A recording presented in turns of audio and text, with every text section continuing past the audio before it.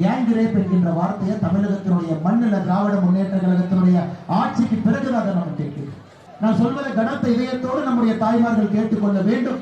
கடந்த 5 ஆண்டுகள்ல 18 வயதுக்கு குறைவான குழந்தைகள் மீது நடத்தப்பட்டிருக்கூடிய பாலியல் குற்றம் மட்டுமே 39,900 குற்றங்கள். பொய் சொல்லக்கூடிய முதலமைச்சரை தமிழகம் பெற்றிருக்கிறது. கணக்கு வாத்தியார் நல்லவர்தாங்க, கணக்குல முதலமைச்சர் தான் வீக். வாத்தியார் மேல நம்ம குறை சொல்லக்கூடாது.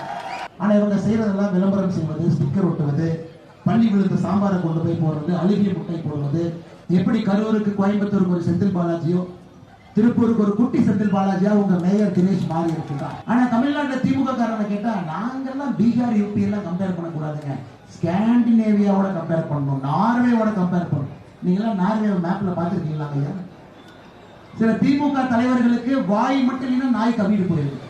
ஒரு ஊரிலும் ஒரு குட்டி செந்தில் பாலாஜியை உருவாக்கியதுதான் முதலமைச்சர் மு.க. ஸ்டாலின் அவருடைய சாதனை. நான் வரும்போது ஒரு குடிமகனுக்கு போன் பண்ணேன், ஒரு மேடையில பேசணும், மக்கள்கிட்ட ஒரு சின்ன ஒரு டேட்டா கொடுக்கணுங்க, இந்த கோட்டர் பாட்டில் எவ்வளவு இருக்குது, தப்பா நினைக்காதீங்க சொல்லுங்க.